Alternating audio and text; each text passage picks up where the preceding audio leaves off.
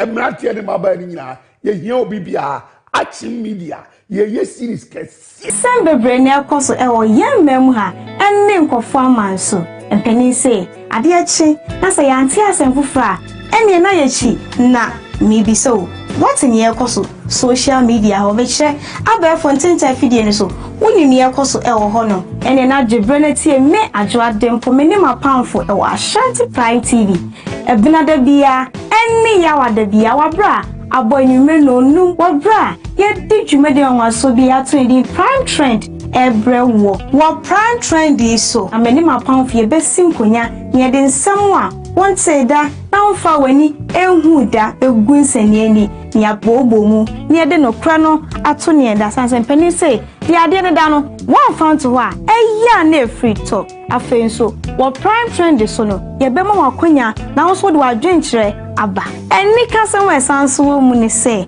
prime trend jumediye mu no afa baby wo wa obesiria enunti na mse hia me adwo adempo me ne mapamfo e wo Ashanti Prime TV clock it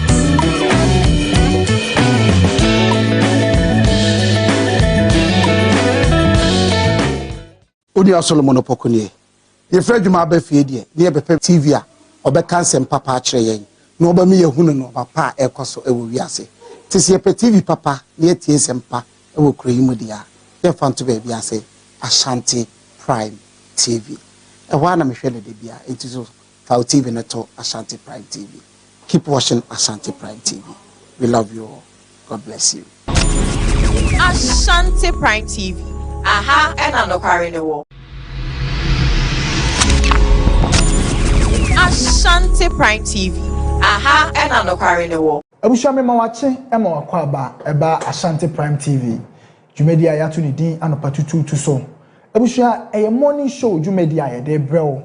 Aha ne yeka Ghana nsem, yeka amayosem, yeka school sem, yeka akwani ebedie ho nsem, yeka mrahye bedwam, yeka akwantempon ho nsem so. Yeka yaresabia ho nsem. Aha ne yeka Ghana ho nsem nyina. No kre wom, dia no kre nim, baby antro ne da ye the evidence any fact ebe kama bom aya analysis ama wa obeti ase. Aha eya Ashanti Prime TV. Jumedi ayato ne dia no patututu. Abusha me na me di jumedi ho chia me. Ye fa me Sam ba Ike. Jebre neti anopa tututu abra aba no pa nonum ekosi se nondu ebebo no morning show sonkwa Ghana ina etie eye anopa tututu abushafo aha eye Ashanti Prime TV na wonim se ye ka se Ashanti Prime TV dia na che se aha na no kre no ewo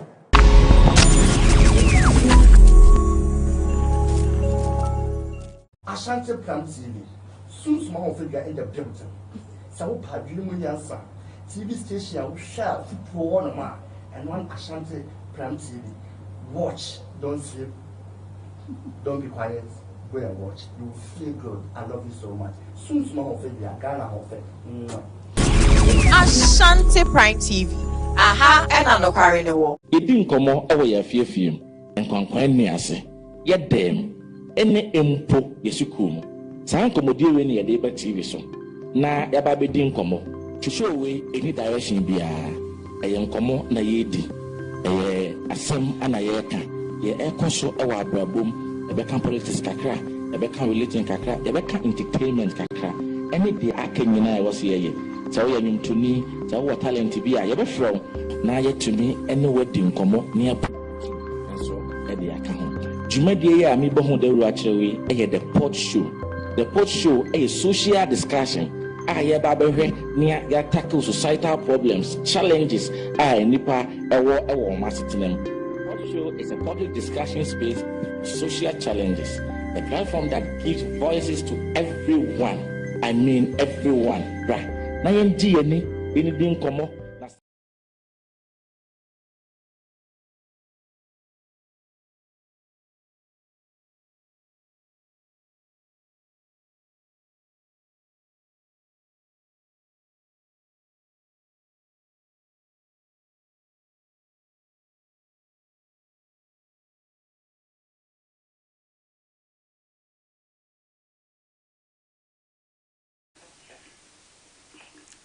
Premotobre wamanade shemi mo bibiara hanuma mo makwaba kese e dia ba Ashanti Prime TV so emranson sense ma mensa kan ewo man Ghana ene ama hodo so ni edi kan editio semufo asone so no akuche di agukrata so edi ama mene mede ba besom mo se prime ewia Premotobre Kaseɛ ense mewie mede ba besom mo no edos ye ni edi makotini bi enye eye osoafo ohwa ahone de ensem so ni munyamfo John Abdullahi Jinapo edensem bi abeto abontene sanso eneye mrashibedani edemaya wase East abato mpesua so eye Baba Jamal enso akasa ensem wei ene ensem awdo pie kan ye de ba besom mo ewosimedi asantem ni amde Kaseɛ besom ne dia mejeso ene mesnafsat ni chame hotel abasisia.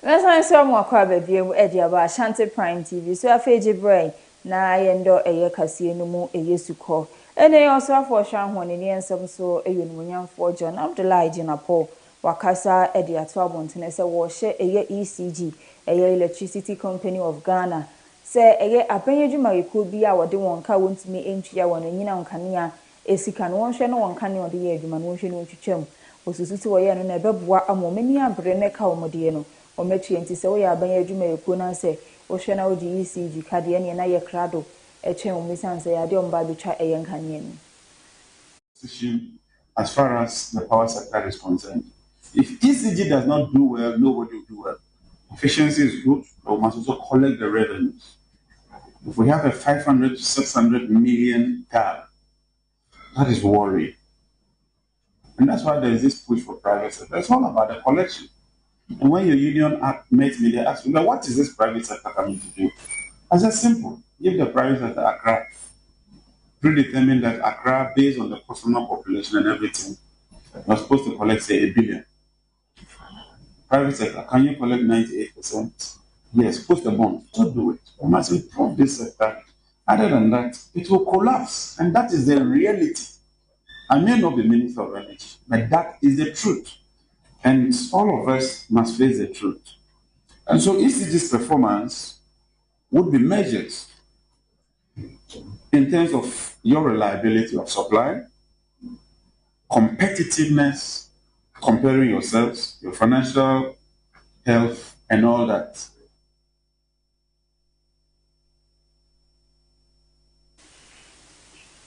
Adishimaiva wasan hye mukro na mu enwen munyamfo John Abdullahi Jinapo esan so ekasa editor abontene se ya de oman Ghana ya ho ne de na afensu enyina munkane ya ho nsem ehia aban ni yie pa enti se wadan dwumadi a eno ne bababua eye 5 years eye project anase strategic planner osusu eno no bababua mo de niema egu akwan mu yie a ebebua mo oman Ghana enyina munkane ya ho nsem etumpon to doing that. Don't think that this company belongs to somebody. It's also about your own survival. This company does well. It does well for you. Let me thank all of you and to declare your corporate strategy for the next 5 years duly launched.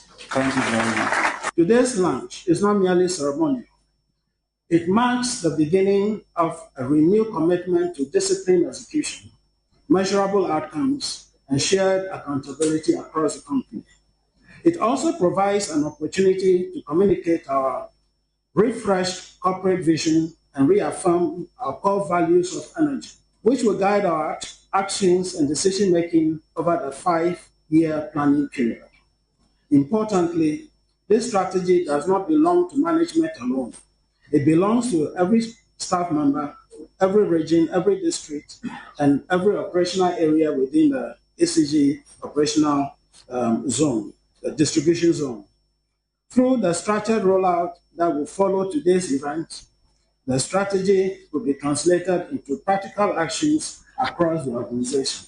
So ECG is working on strengthening revenue assurance, improving billing integrity, and ensuring that electricity delivered translates into revenue collected. This is fundamental to maintain system reliability and meet obligations across the power sector value chain. Because of the integrity of ECG, we made sure that when people were talking about the, what do you call them, that runner, what was it, that Jamaican fast runner, we would send both meters. And we decided that we'll verify that.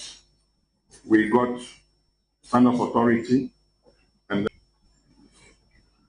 because of the integrity of ECG, we made sure that when people were talking about the Ghana Health Service and Afenso Korea International Air Cooperation Agency and for Edwin San Ashe and Tiasie Apamase say Amanamai Eye Muni na Obeshani Apumude Honsem Etumpon ye na no botaye anasa botaye tejine sie nyina echi eye wona wakwa wo so foforo eye abatan and Afenso wo mofra no se ye hwa nanse mu se wo ba ekwa wo so muje tu no kwa wo so wo ma no yade ananka ema no homne so ewo mangane mu ase enu nti na Ghana Health Service ene eye Korea International Cooperation Agency empeni for the one san hyesa anti ase apamase se de be ye beboa na amanaman mienu nyina obi apomode ho sem etu appreciation to the government and people of the Republic of Korea for their continued solidarity with Ghana. Let me turn my attention to current rampant situation in Ghana. While Ghana has made considerable progress in improving maternal and child health over the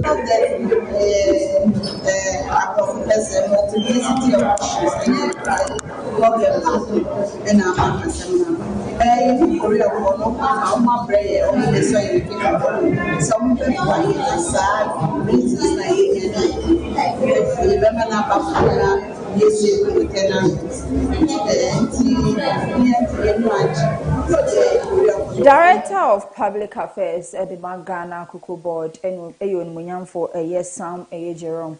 And Wakasa Eddie Atwabonton say Ghana Cocoa Board Penina now a down on your watching Munyamfo Joseph Buahi Edu Merson yes Wujani Jumedie at Honum and as a person yes a war free Ghana Cocoa Board as CEO no BMW Kananka buying Ediama no se wunchi na Nemreson Senka or Kwa Waja Edia toward the Amopen for Bano or Penny de Kaidi Nechi Edicofie. Now mo bisano mo bain ebisano se wunchi ma say. I do a track rata command penny for seneni Ejekana who enunti and our decano a coy and a BNI officers and I think so a cocoa board and penny for binom edin to shimu eguaquem. Now I feel and Fishomuno say a yen Simon Moyam for a Joseph Buahi, a can mean Nadia no Crubia a womb. Now and now no pay a dance no pay I say 5:30 a.m. and I will mean for son so the car Napakusi a cuckoo board head office. Fans are much because I think it was around 5:40 or 5:45 and a former chief executive of Cocoa Board. Esuma Momo de BMW 7 Series na o use it as an official vehicle at the buyer. Na enyesi bia or the buyer if you nip him.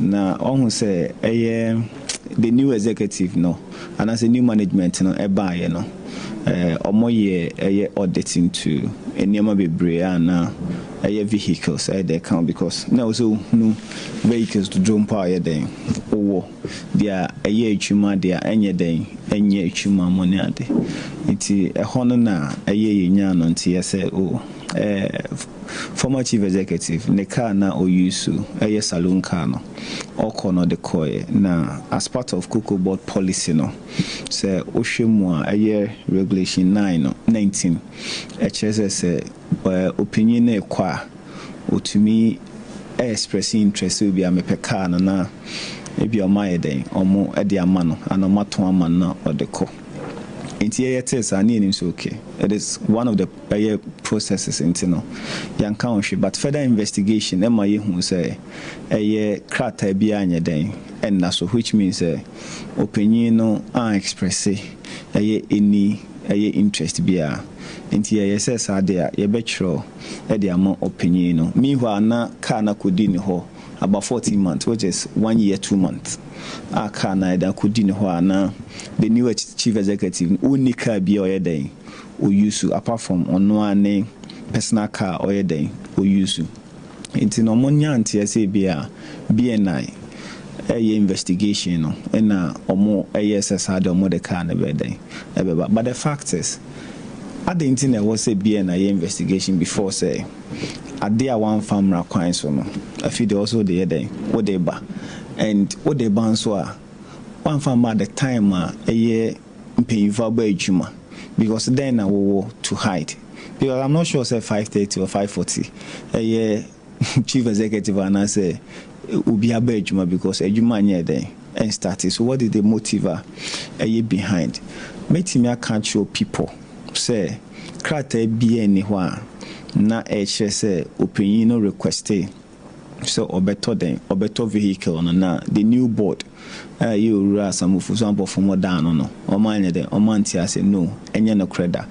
In fact, even before move Adesiman baye to akase ne so ani eboshu yakwa kopie mu ewa DVLA o makache hwanu na panyin pa wada no ye nmunyamfo eye Julius Nikwe eye Kote akasa edi atobot ne semprempren ya de Ghana police ensan aso eye nipa enuma wosusu se eye said number plate the DV plate no wo twa fake edibu mo de o mujuma no pa mo sori o mudia ne se eye plate number plate o be twa fake ediegum enti mpempen de yade aposifo nsa to enipa enum osusu sese adwuma no eni wodi ehwehwemu egusua egu akwema wo hye se enkofu bi eka won ho anase nipa enum yana edi se adwuma no.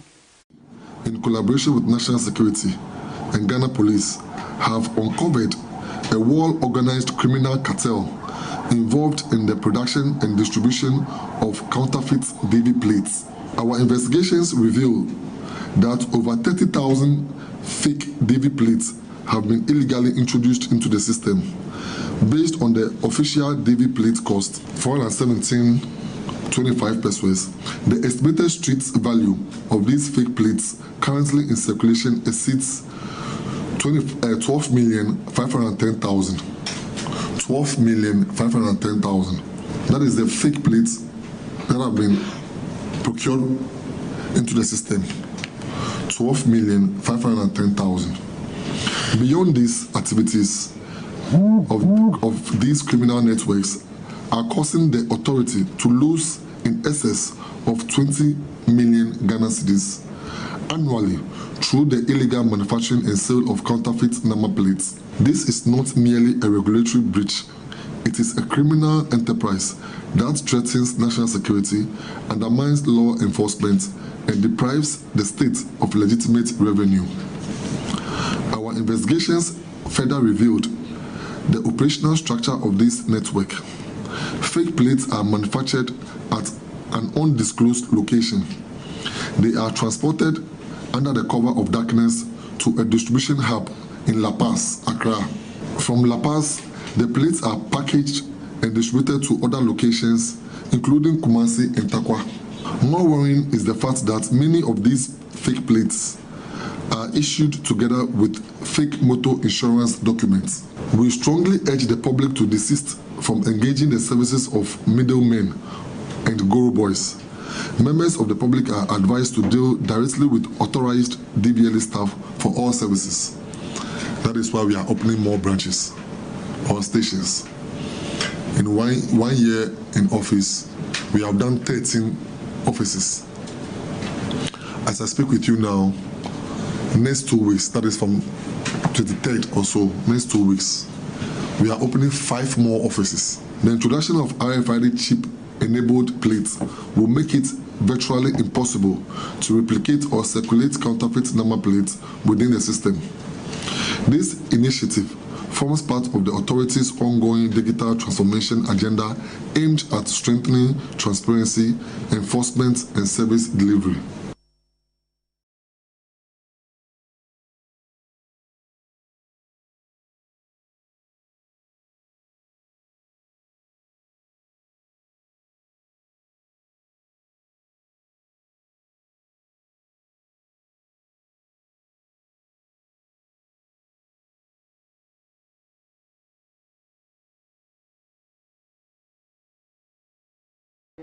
Baba Jamal Mohammed Ahmed. Having been elected a member of parliament, do. Having been elected a member of parliament, do. In the name of the Almighty God, swear. In the name of the Almighty God, swear. That I will bear true faith and allegiance to the Republic of Ghana. That I will bear true faith and allegiance to the Republic of Ghana. As by law established. As by law established. That I will uphold. That I will uphold. Preserve. Preserve. Protect. Protect. And defend the Constitution of the Republic of Ghana. And defend the Constitution of the Republic of Ghana. And that I will faithfully. And that I will faithfully. And conscientiously. And conscientiously defend the Parliament, do. Having been elected a member of Parliament, do. In the name of the Almighty God, swear. In the name of the Almighty God, swear. That I will bear true faith and allegiance to the Republic of Ghana. That I will bear true faith and allegiance to the Republic of Ghana. As by law established.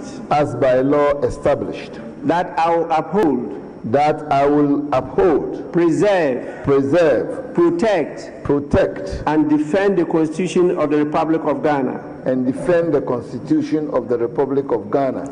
And that I will faithfully. And that I will faithfully. And conscientiously. And conscientiously. Discharge the duties of a member of Parliament. Discharge the duties of a member of Parliament. So help me God. So help me God. Congratulations. Thank you, sir. Constitution of the Republic of Ghana. And that I will faithfully. And that I will faithfully. And conscientiously. And conscientiously. Discharge the duties of a member of Parliament. Discharge the duties of a member of Parliament. So help me God. So help me God. Congratulations. Thank you, sir. Baba Jamal Mohammed Ahmed. Having been elected a member of Parliament, do. Having been elected a member of Parliament, do. In the name of the Almighty God, swear. In the name of the Almighty God, swear. That I will bear true faith and allegiance to the Republic of Ghana. That I will bear true faith and allegiance to the Republic of Ghana. As by law established. As by law.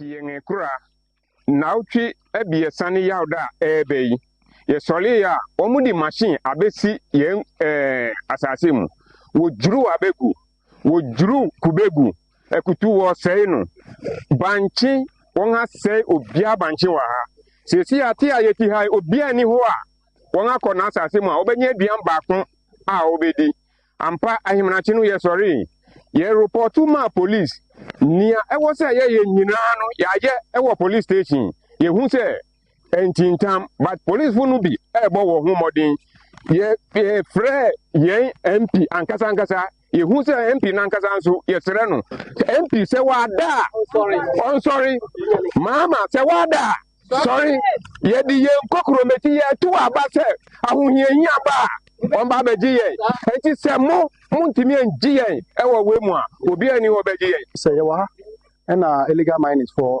to san winners to papa no ye mama no asase in fact e do ha bebre abrewo omo eduane kra mo di kra banchin bro ekutuo bibi a wo bi amase no enti o how pa de ye me mpenefoi ene me kromafo e wo how because o mutumi mpie enko afom every day pia tuo abrewa ntumi mpie nkwakrafo ntumi mpie eti o how pa se o how de omo ketabi eya gbogbo a chenkua kplade ene nko atwa ehwe hye nyina illegal mining na omo ye wa nti no omo tumi mpie a obi ti na asase so na obi afre no krom aba say me betu asase me betu wanua without inform them without compensation e dey how abrewom e don't anope say Ghana my 8 nyina ye srawom they say akọ baby a omo eyi brade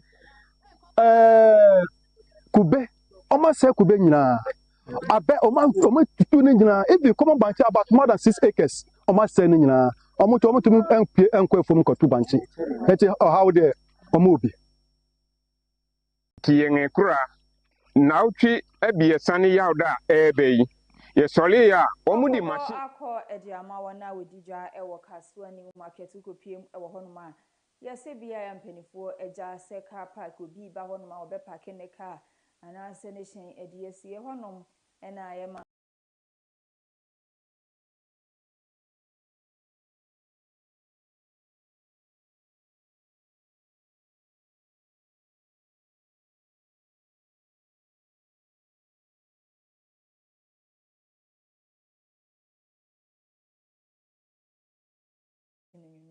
na what you dey amom no hwe no mo niema egu eye parking place no enyina no be parking nyina e dey akọ inside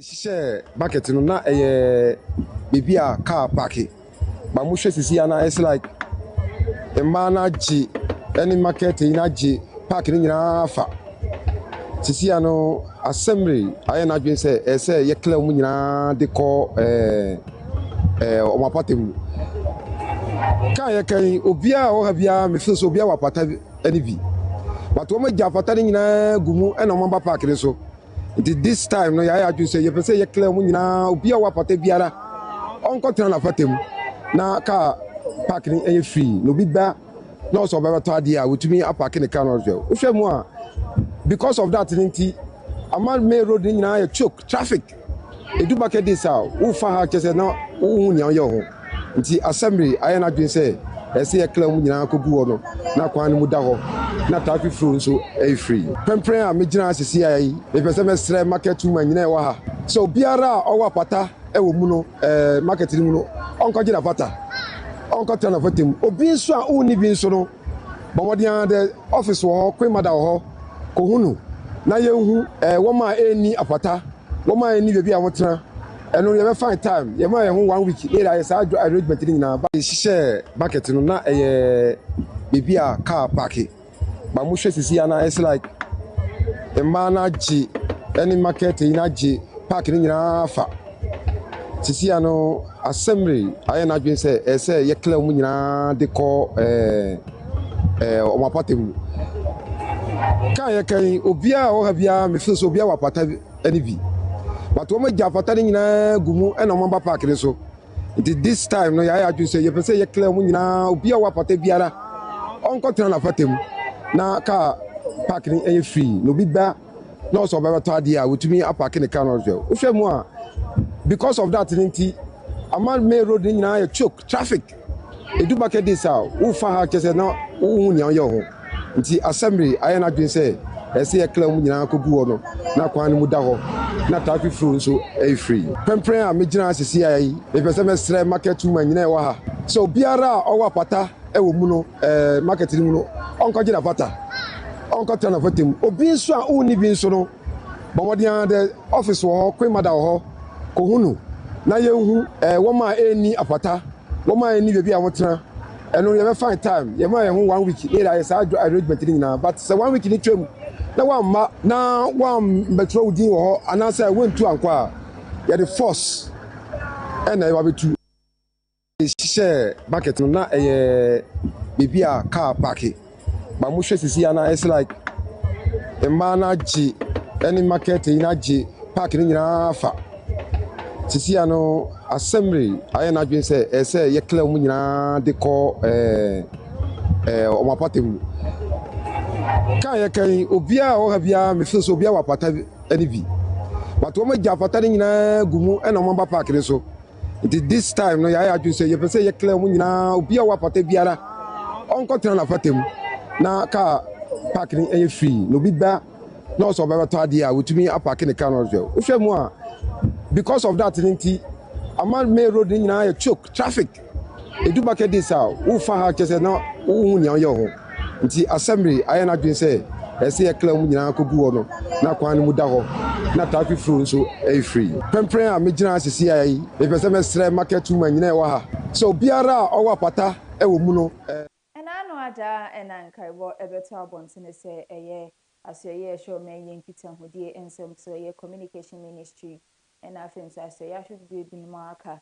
ede nsese pa egu akwan mu se eye yesem a eda ye phone so na yade ankrofo efa use that sim card na de bokro no pa e wa be phone tintin fidie no so ntia yade registration a ye mfie bi atwam ye san so e ba be ye ne foforo na asemi beto abontene na akopie mu e wa nkan kontini mantemu a Ghana de shey bi no me wo hono ma kire o maden e de afam menyini say good because you are registered at that we buy or say register for we buy you register for you register so you hu the dibre entino say nka media nka yembo we no ho because fraud for no we den a obenya ba biafa the esre aban say so ebe ya o minda musa na ye use dada no sa because see ano obi kura for ho a ni Ghana card ayira afi na wasan ko gina ho say okope Ghana card ansa na wasa be register aban biaba odini ni law eba we ba na nso adini de aba we ba so de ni aba but sia amafo fawo eja amafo ska amamu so sia da ye din yenko enim yenko echi ye gina fa kwa anti yenam tiram se emboae dada na na ebe yuzo ehun ya se ye besa asa da je akwa register eno ho la ya obekwa akudi so eno kura anya asem ketwa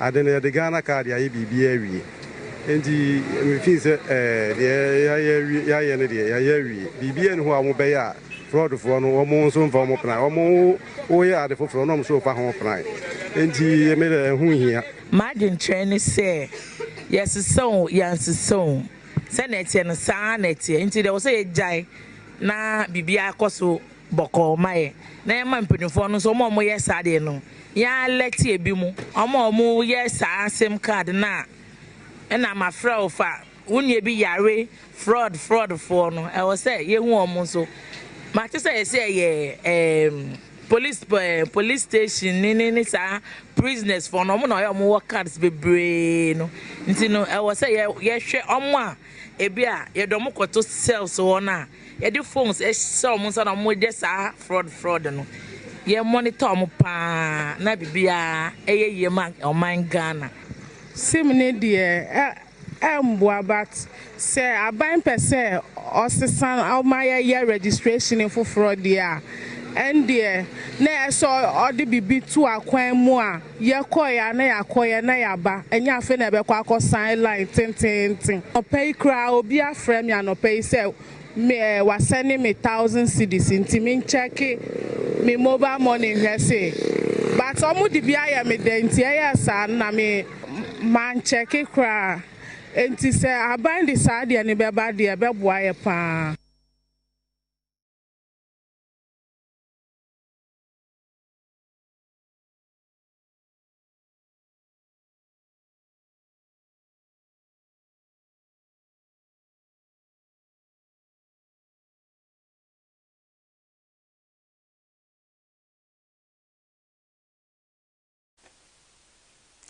Prime area Premotobre Kaseɛ eno ani gusu a wo hwɛ se to ansɛm ne so ani efri Ghana ne adiani atwemu ewa amahodo so ensɛm yɛn hyase ewo Egypt endrada ene beto abontene se okopie mu ewo hon me yade afango ebo asanso akosuru yie pa isan eye US Israel ena afenso Iran entakwa ama no hom ne so nanse ne nanam so ama prime minister wo hon me yonu munyamfo eye Mustafa eye Madboli akasa The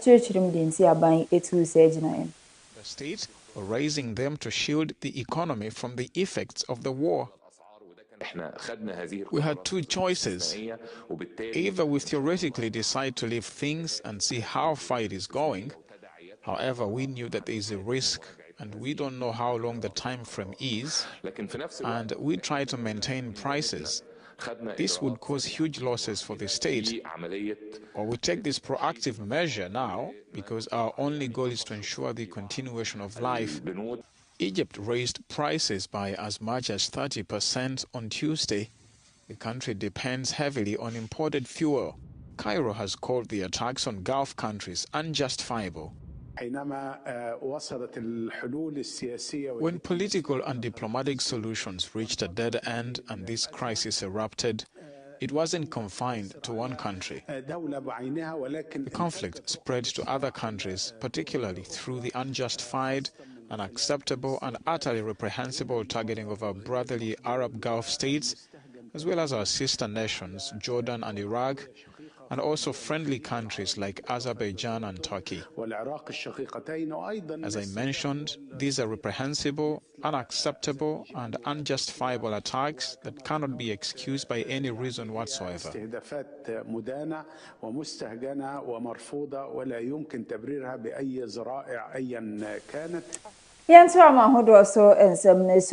US, Israel, and I feel so Iran and Tokama and Home so and Brazil man penny a young Munyam Fudula, and I think so South Africa man penny when Munyam for a year Sarah Ramaphosa.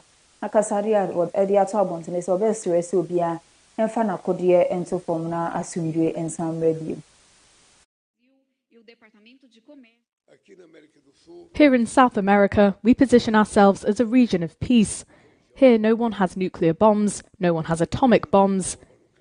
Here, our drones are for agriculture, for science and technology, and not for war.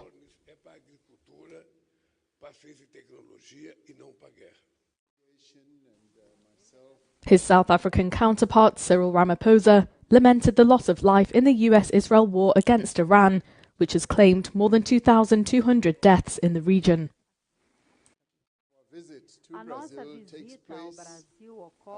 Our visit to Brazil takes place against the backdrop of renewed conflict in the Middle East.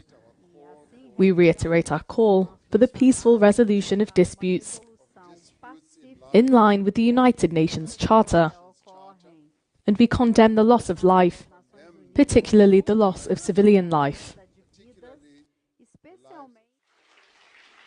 Warning that, in his opinion, both nations should be ready to defend themselves, Brazil's president suggested Brazil and South Africa could boost cooperation in the defense sector. NAC Ekopiemu ewo Kenya ya diare hosem esiwo honum peyi. Endra anopa beto abontene se nsu yira enya agraman homene so ewo honum. Ena no peyi da sori ya na chese nipa 43 ediana miensa ena ato ananum ewo nsi edumpanifo ewo honum ebo mhomani bia so behwe na adehia won ho aka ewo nsu yirim ndrempen wape baby foforo amawo abom sese. Farms and vehicles. Heavy rains began on Friday and continued overnight. In Nairobi, the military and police supported emergency services with rescue efforts on Friday night. President William Ruto on Saturday ordered the immediate deployment of a multi-agency emergency response team, as well as the release of relief food. At least 30 people have so far been rescued. The Kenya Meteorological Department warned intense rainfall is expected to continue in most parts of the country, increasing the risk of flooding, swollen rivers and transport disruptions. The current rainy season in Kenya and the wider region is expected to continue until May. The IGAD Climate Prediction and Applications Center predicts wetter than normal conditions across much of the greater Horn of Africa. That includes Uganda, South Sudan and parts of Ethiopia and Somalia. Several governments have already issued alerts for includes Uganda, South Sudan and parts of Ethiopia and Somalia. Facebook, ASHANTI Prime TV, YouTube, ASHANTI Prime TV, and TikTok, and so ASHANTI Prime TV channel comments while like and what share a day amaye. And say Mary, be the best more a Kaseɛbɔ kwan so na dos ye near di makutini be. And ye a also for sharp when dear and some so yon munyam for John Abdullahi, Jana Paul, essay a SCano, a government agency so mode a young Kania Kenyan on penny ponche, no munchichaw monkanium. Science and our answer crone, monoma science were then media bebuamo, my Ghanaian Monkania honsem, a tomb pong. DVLA boss said William for a Julius Nikwe a yequity, and so a Kasaye. And some way in some Audupia account of the best home was a prime. Area Premotobre Kaseɛ answer na mesori so no na ye share many abaya and mfoni ede TV so kama eye team ene wa woda ye sroba de ensure Edemo Yankopon enhyira na wonyim fra dumu emfanko adumu an wei efri eye solo base ehonom eni Ashanti Prime TV ejmayefo nyina eni ede ebound sanso eye Agnes unuaba Agnes ononso mfoni edaso wei efri eye Prophet Ebenezer ehonom ose eye wawoda Yankopon enhyira na wontutu anamon ensisiye emfamane ohwehwe nyina ewrade emfamao Mejidi se enenso eye dena obi wa abonten ho maye na woda Yankopon insha obi biara wodi na woda ene na wonto ne nkwane mabusiafo hanum sei na brebe makoya me de prime we are Premotobre Kaseɛ ni nyina esi edi amejeso ene mesna sa timaka obia